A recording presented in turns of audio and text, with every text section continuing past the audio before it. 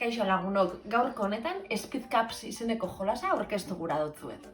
Speed Cups jolasa 6 urtetik aurrerako 2 eta 4 jokalarien artean jolasteko modukoa da.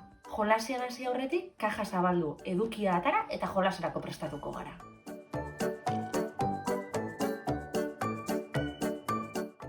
Ze elementu dauko Speed Cups jolaserako? Speed Cups jolasean jokalari bakoitzak horrelako kubilete sorta bat jasoko du, kolore bakoitzetik bana. Da, kubilete honek danak askatu eta norbere aurrekaldean jarri barko ditu jokalarixa. Bestalde, baditugu erronka txartelak, bai? Honei danak ondo nahaztu eta buruz bera jarriko ditugu maixen ardixen. Eta azkenik, jolas honetan elementu importantiena esanguratzen eta da txirrina. Nola jolasten da Speed Cups jolasean?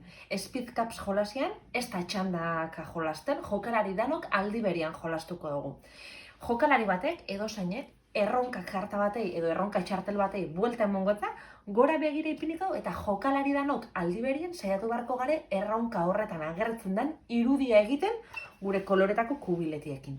Azkarren egiten dauen jokalariak txirrina joko dau. Eta behin txirrina jo ostean, ingo dana konprobau, ia erronka ondo dauen ja.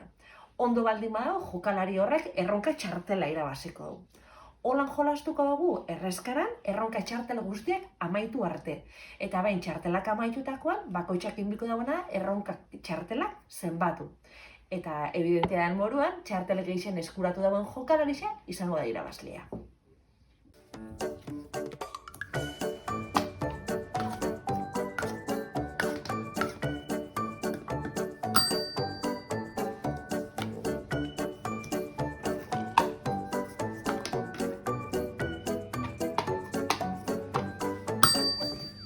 Hauxe da Speed Cups jolasa, jolas bizi bat eta esango geunke klasiko bat bihurtzeko bidean doien jolasa.